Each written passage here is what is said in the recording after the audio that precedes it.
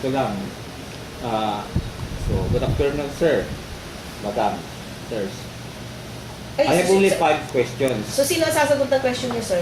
Si sir, si Sir Mike, and then if there are any addition to the answer, to the question. Could we just answer your question? Could Sir Roy just answer your question? Yeah. Well, anyway, Sir Roy is the dean of the CTE and the elementary, integrated elementaries under naman the CTE. So, Sir Roy will just answer the question. Okay lang ba yun, Sir Roy? Or you really need Mike to answer it? Yes, sir. I must also defend the accusations. And these are not accusations, these are just questions lang naman. That's okay for me, sir. Wala. Yes, sir. Sir, is it true that you are implementing a policy on kick-off in PSU laboratory elementary school, which means if the pupils cannot pass the examination, they will not be allowed to enroll in the campus? Would you think, sir, you are not violating any law under the principles of free education for all in the elementary school? Last year, sir, we implemented this policy for this retention policy or assessment examination. But at this moment, this policy is being refined and we are having a better strategy and plans for this retention policy. On the case of if we are having any violations from the Department of Education or on the higher education, we do not violate any rule in this matter. This is just simply we want to promote a higher quality of education and to become an ASEAN Premier State University in 2020. This is simply we are substantially achieving our vision and mission. This is just a standard of the university wherein we should be competent enough to be in the international arena. So this is just a process to become a premier state university in the ASEAN region. Yeah, if I may. Being the new CED, we are still in the process of refining that retention policy. Actually, it was not implemented. It was done. However, because of certain circumstances, they decided na i-refine muna natin siya. Wag muna natin siyang i-implement. Pero syempre, kahit naman sinong eskwelahan, gusto mo rin naman kasi ng quality na education, quality na pupils. So, at this point in time, there's a team that's looking into that. And one thing more, sir. At the time when this retention policy, so to speak, was in the air, being planned, there was some sort of shall we say, they relaxed the particular provisions of this retention policy. Because during the meeting of the PTA last time, wherein some of the parents concerned raised an issue of, for example, the examination, is it an exam which is something that is valid and reliable? So we recognize the substance of their suggestion. So the President made it a point that to incorporate and accommodate the suggestions of the parents, this retention policy was a bit relaxed and pending upon this refinement procedure, then we will try to see next year if we are about ready to implement. But the retention policy does not run counter to the provision of the free education because simply it is just a matter of trying to maintain the bar of standard so that the school will become competitive as regards its performance in relation to other schools in the Sir Mike, would you consider that in this psychology, children's, say, we have the psychology stages, we have this infancy, babyhood, and then we have the puberty. I think the elementary falls under puberty, which means para silang they are in the discovery approach na talagang Mga toddlers sila. so I mean, if we will implement this, parang this program, retention or what, yung take off, it would give an effect of not giving them also a chance. I disagree to that situation, sir. Here in the basic education, here we start to prepare our students or pupils for their future. Why don't we start in the basic education and it all starts here? We are just developing the positive study habits of our children here in the elementary so that they are going to prepare themselves before they undergo to the high school or to the college. And at this moment, we just want to prepare our children. And with that, we are just promoting a higher quality of education. But anyway, sir, this retention policy naman will not be implemented, of course, without proper process, procedures, with the inclusion of the opinions of the experts. So, habang wala pa yung gano'n, we are still in the hypothetical stage. So, In fact, the President last time talked to the parents during the meeting by phone patch, something like that. Yes, sir. The President explained the side of the university as far as this retention is concerned. Now, on the side of the parents, we appreciate their concern, and it is but natural for the parents to raise a hall of concern as regards this, because what is involved here are the students and their kids. So we give enough room for them, and we accommodated their queries, their concern, their complaints, because we honestly feel that the school is a system that operates within a larger system that is the community.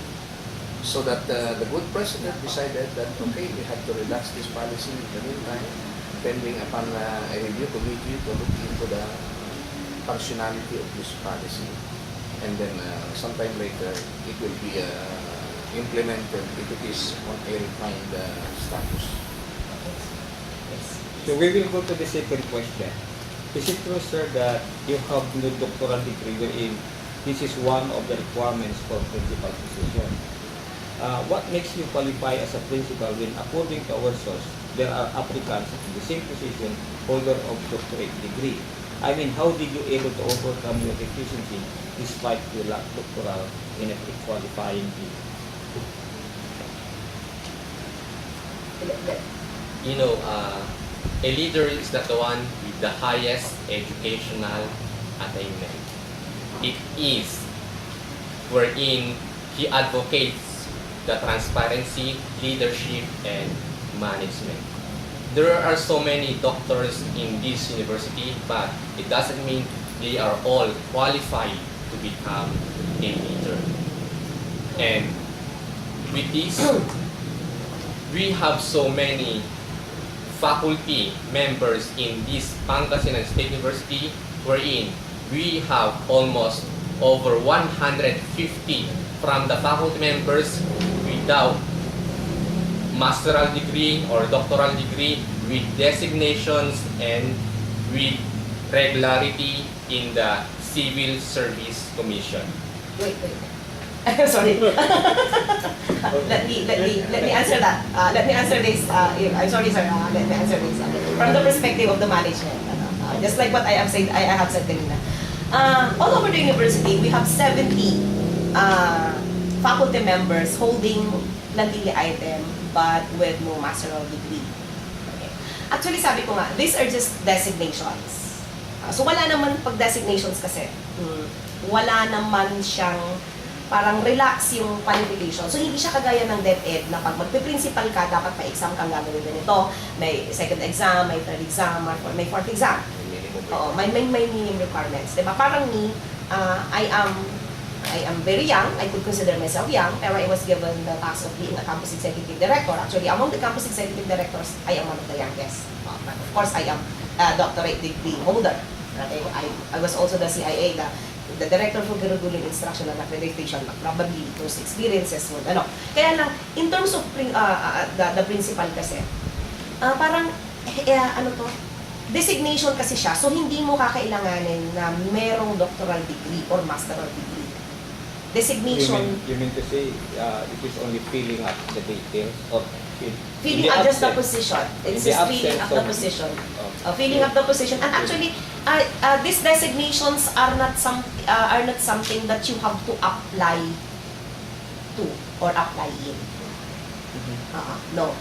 You are designated by the head of the agency because you have his the trust and confidence of the appointing authority. And in this instance, the appointing authority for assistant principal is the campus executive director, and that was Dr. Delia when he was still the campus executive director of Bayambang way back last year. Dr. Delia is the one appointed? Yes. He was the one who recommended the appointment. Ganon yung sir. So hindi siya something na you need the approval of the civil service. And the minimum requirement for teaching is a... for elementary. Yeah, for elementary is Licensure examination. Licensure examination. Okay, Mike here is a master of the licensure exam. And then his position is an OIC assistant principal. Yes, po. And as what Madam intimated to us about that, when you try to appoint somebody in a position in the university setup, that person need not be the highest in terms of educational qualification, but somebody who quite enjoys the circumstances of the appointment. So, given that there are 2 qualified applicants, he being the most qualified, I can even ask for, I can even choose the last one, for as long as that person enjoys it. And there is nothing definitive with our appointment. Yes. Because in fact, in our appointment papers, It expires. Yes, it expires after 1 year. But, okay. There is a principle that the power to appoint includes the power to remove. Yeah. When the appointing authority is no longer or expired his term or he was already out, it would be I haven't appointed yet. My another question, sir, is it true that you have maintaining at least 3 bodyguards? How do you support your basic salary when the wages of the principal only falls under salary grades of 20 to 25? Are your bodyguards being paid under the public fund? You know, sir, we have 3 non-teaching staff in this elementary. One is acting as the security guard, one is acting as the utility aide, and one is acting as the librarian and information personnel. So I don't have 3 bodyguards. We only have 1 security guard, 1 utility aide, and 1 librarian and information personnel. But I have 3 angels, sir. 1 in my left side, 1 in my right side, and 1 at my back. In terms of this salary, they are being paid by the government. I was not the one who give compensation for these people. But you don't have a bodyguard, Mike. I don't have now. But I can afford 10 bodyguards, sir, because we are managing a private school, a multi-million private school in Marikina City named Our Lady of Perpetual Succor College. This was also established in 1979. And so, I just want to clarify, I don't have any bodyguards or 3 bodyguards, and I can protect myself to anybody and to anyone. There are 3 non-teaching personnel in the elementary. So- Of course, I signed their appointment. Ano? Okay. But one is security guard for the children. Well, of Yeah. course naman, we keep the security of the kids. Ano?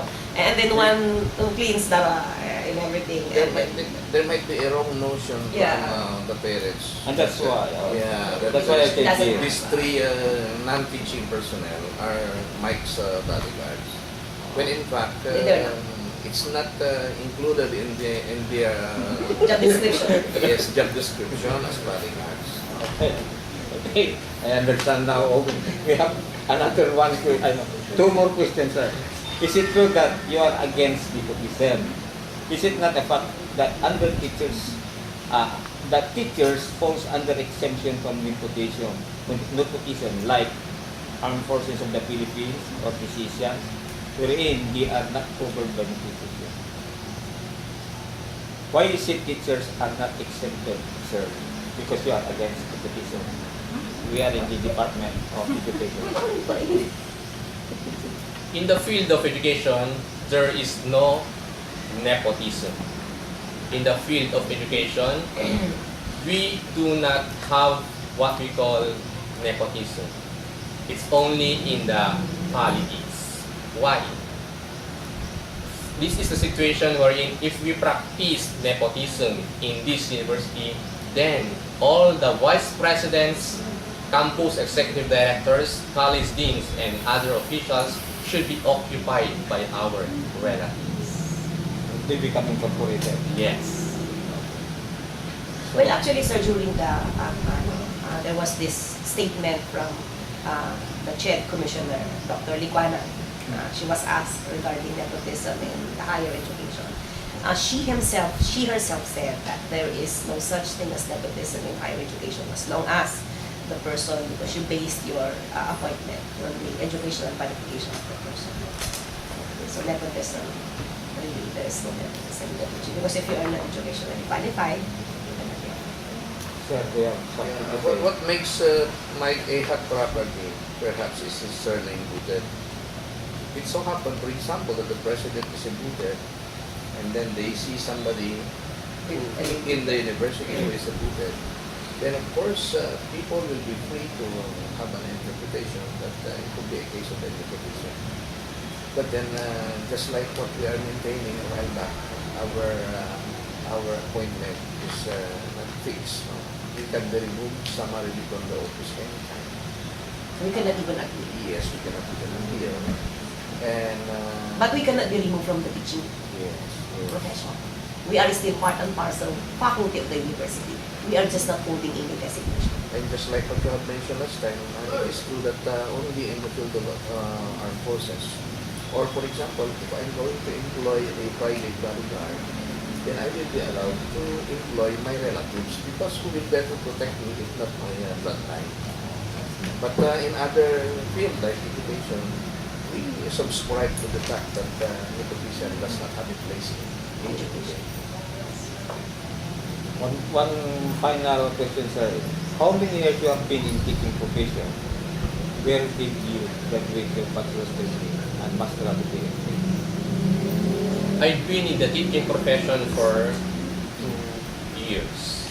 I graduated at Mariano Marcos State University, College of Teacher Education, Lawag City.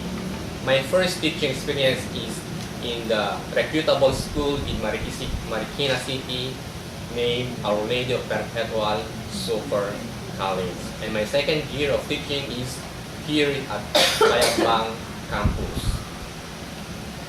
And I just want to tell you, sir, that with all of these situations that we have in this university, I am a person who defy corruption and dishonesty. These are just accusations, but those are not proven with this moment. Marami po kasi sa mga faculty at mga administrators ay mayroong mga utang na siyang mga gusto po nilang pagtakpan dito sa ating universidad. Ito ay mga faculty at mga administrators na mayroong humigit kumulang 2 million pesos ang kanilang pinagkukutangan sa isang kumpanya na kung saan accountable pa rin ang PSU ngayon, pero ang dapat na magbayad ay ang mga faculty at administrators na involved dito. No, I think, sorry, Mike. Yes, ma'am. Yeah, that was already settled with the supplier of the books. Parang hindi yata nagre-remit yung something like that. The collector The collector is not remitting the sum of money. But Mike was right that based on the paper of the publisher, meron siyang ganung hindi nasingil with this group of people. Kaya lang when they talk with the publisher, parang It was declared as a bad debt. So, yeah. If it is considered as a bad debt, then it is as good as gone. Something like that. But then, of course, I would like to ask for a certain degree of apology also. Because, when the issue is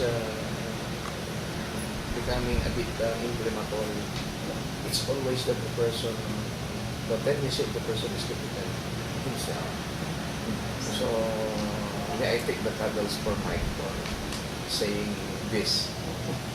Of course, but I do understand that Mike is running the elementary wing and speak at stand.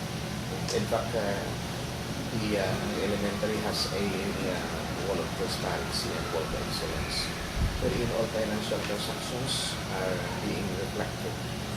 So I think the financial aspect of the operation of the elementary is clear, as far as I'm concerned, and as far as I can stand as the dean, who was a direct supervision. yes, and was been in the Bayambang campus for the But for the beginning of his career. Yes. She For the could speak for that. other- I'm just here for the past 2 months, so Yeah. who better than to say these things. But for Mike, of course, you cannot do away that sometimes there are inflammatory statements that could somehow hurt the person. Although it's not your intention to be hurt, if you are hurting, then somehow it resurfaces in the way you say. There is this news report from you regarding your book. Okay na ba yung your book ni 2017? Binalik namin yung pera nila, sir. Oo, binalik namin. Na-reimburse namin yung pera ng mga bata kasi nagkaroon ng failure of bidding. Kasi all transactions ng university is through bidding. 2 beses nagkaroon ng failure of bidding. So, it's too late kung ipapabid pa ulit. Ganun. So, what happened is, yung mga batang nakapagpa-picture, yun na lang yung nasingil. Pero para sa mga batang hindi nakuhanan ng picture, we reimburse their money. And for those who paid for the yearbook, their money were all reimbursed. Reimbursed na po, I already signed the check. Parang nung pagdating ko yun yung una ko na pirmahan, na-reimburse na yung pera ng mga bata dito sa Bayambang. Okay, thank you, ma'am. These questions actually came to our office. Yes, We we do do not, understand. we do not act. I know. Now, is there any parting ways on the part of Sir Mike with regards to this issue that came Parting to words. our, yes, parting words to our public? To my dear bashers and haters,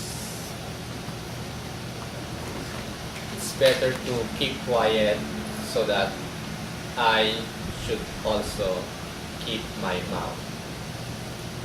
Those are just people who do not sleep at night, and those are the people with black ideas for this institution. Sila lamang po yung mga tao na bilang lamang po na siyang kumokontra sa lahat ng mga pagbabago at mga ginagawang pagpapaganda po para sa ating universidad. But with this matter, ito po ay ginagawa namin lakas at ginagawa namin inspirasyon upang mas lalo pa pong pagbutihin ang aming universidad. At gusto ko lamang pong linawin ang posisyon ko po ay hindi po appointed by the university president. This was appointed by the CED and by the people. Wala pong kinalaman ang university president para sa position or appointment na ito. At yun po ay malinaw sa mata po ng mga tao, mga faculty, students, and parents. Kasi po, there was the time ginawa pong pinagbotohan ang posisyon na principalship kung sino po ang manatili at mag-stay as principal. Then, the people decided and the decision was from the people and the faculty. Yeah, but And I just want to say here in the booted administration, we do not tolerate corruption, and those corrupt persons should not be in place. We just want to have a higher quality of education, a higher quality of organization to meet the standards of our vision and mission. About the ma'am, do you want any parting words? thank you very much. Well, I thank you for coming over. We always believe that there are even coins of two sides, the head and the tail. By your coming this afternoon, perhaps Mike and the administration, we were able to ventilate also the side of the administration of PSU as regards the issues being forwarded. And you're coming to us this afternoon is an indication that you are prepared to see both sides of the situation. And yes, we thank you for your objectivity by coming here, although it's quite tiring for your part. Yeah. But we appreciate your coming, sir, to answer your questions. Thank you very much, sir. Thank you, ma'am. Thank you po. Thank you. Thank you, sir. Thank you, sir. Thank you po. Thank you, salamat. Salamat din po.